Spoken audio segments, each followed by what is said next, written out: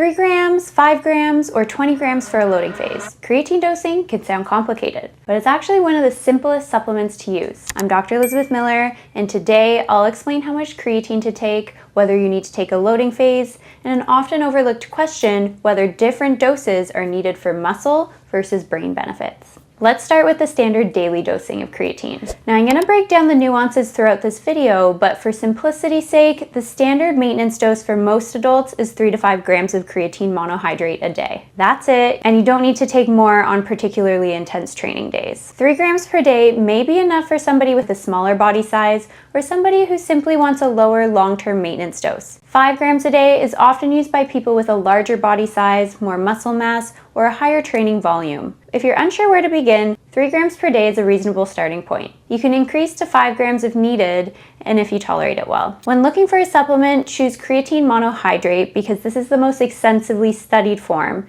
and there's generally not really a need to pay more money for complicated blends or alternative forms of creatine. How about muscle dosing versus brain dosing? So if you're taking creatine for brain health, the dosing recommendations are starting to change as the research shifts. Most of the research on creatine focuses on muscle performance, but creatine is also used in the brain for energy buffering. The key difference is that your muscles are large creatine storage sites, whereas your brain is a much smaller, more protected storage site. That means that the standard dosing of 3 to 5 grams per day is usually enough to gradually saturate your muscle stores, but it might not always be enough to meaningfully increase your brain creatine levels, especially in all people. For cognitive or neurological support, such as mental fatigue, sleep deprivation, or vegetarian or low-meat diets, the optimal dose hasn't been fully established yet, but some studies suggest higher total intake than 3 to 5 grams may be needed to meaningfully increase the brain creatine availability. So this is often the range of approximately 5 to 10 grams a day.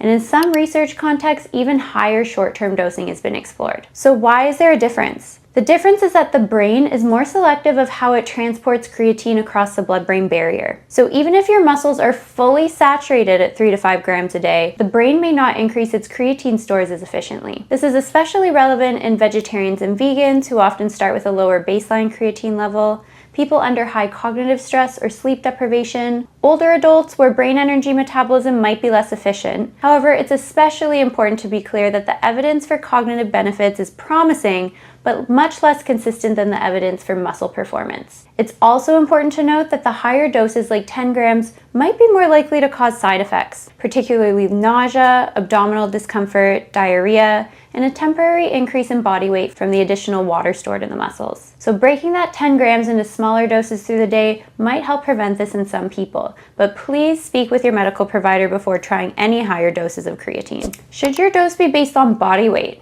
You may also see creatine doses calculated according to people's body weight. One practical body weight approach sometimes used is approximately 0.1 grams per kilogram of body weight per day. For example, somebody who weighs 60 kilograms would take approximately 6 grams per day, whereas somebody who weighs 80 kilograms would take approximately 8 grams of creatine a day. However, this approach tends to provide a dose above the standard 3 to 5 gram range, and is not necessary for most recreationally active adults focused on muscle performance. So the body weight dosing might be more relevant for larger individuals, highly trained athletes, or people carrying a large amount of muscle mass. For most people, the simple 3 to 5 gram daily dose is well supported and much easier to follow. It's also important not to confuse this with the body weight formula used for a loading phase. So loading is typically calculated at approximately 0.3 grams per kilogram per day, which is a much higher short-term dose. So what is a creatine loading phase? A creatine loading phase is a way to increase the amount of creatine stored in your muscles more quickly.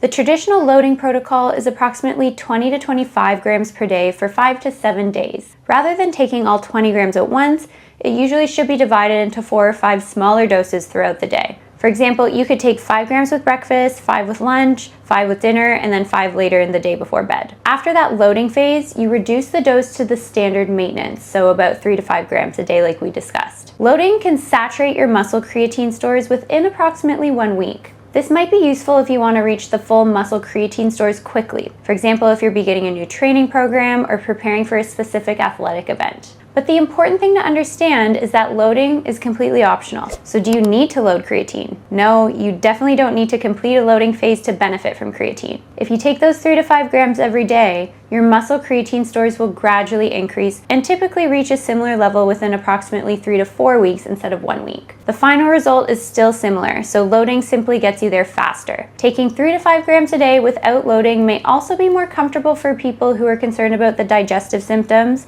or the initial increase in water stored in the muscles. Personally, I think the no loading approach is the easiest option for most people. So start with those 3 to 5 grams and continue taking it consistently. Should you take creatine every day? Yes, creatine should generally be taken every day, including on rest days. Creatine does not work like a stimulant or pre-workout supplement that produces an immediate effect after you take it. Instead, it works by gradually increasing and then maintaining the creatine stores in your muscles. Your rest days are still part of the process, so you don't need to take more creatine on training days, and you don't need to stop taking it when you have a day off. Once your muscle stores are elevated, a consistent daily maintenance dose helps keep them elevated. Missing one occasional dose is also unlikely to make a meaningful difference, so there's no need to double your dose the following day, just return to your usual daily amount. When is the best time to take creatine? The best time to take it is whenever you're more likely to remember it. So some research has looked at taking creatine before versus after exercise, but there's not enough evidence to say that one specific time is dramatically better for everybody. Daily consistency is much more important than the precise timing. So you can take it in the morning, with a meal, with a smoothie, or even after your workout. Creating a routine can make it easier to remember.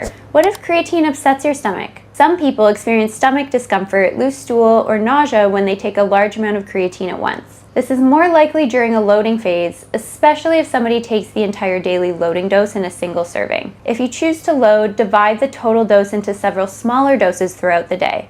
Taking each dose with a meal may also improve your tolerance. So if 3 to 5 grams at once bothers your stomach, you can split your maintenance dose as well. For example, you could take 2 grams in the morning and 2 grams later in the day. You can also begin with a smaller dose such as 2 to 3 grams per day and gradually increase it. And make sure you're measuring it properly, so a standard kitchen teaspoon might not always equal 5 grams, because the scoop sizes and the density of different powders can vary. So I recommend always using the scoops supplied with the product, or weigh the powder if you want the most accurate measurement. Can you take too much creatine? Taking more creatine doesn't necessarily produce greater benefits once your muscle creatine stores are already elevated. Your body has a limit of how much creatine it actually stores. For most adults, routinely taking far more than the standard maintenance is unnecessary and might increase the likelihood of GI side effects. Higher amounts may sometimes be used in research, athletic protocols, or specific clinical settings, but that doesn't mean that everyone needs those doses. The goal is not to take as much creatine as possible. The goal is to take enough to increase and maintain your creatine stores consistently. So how much creatine should you take per day? For muscle performance, 3 to 5 grams is perfect for a simple, evidence-supported approach. A loading phase of approximately 20 to 25 grams a day divided into 4 or 5 smaller doses for 5 to 7 days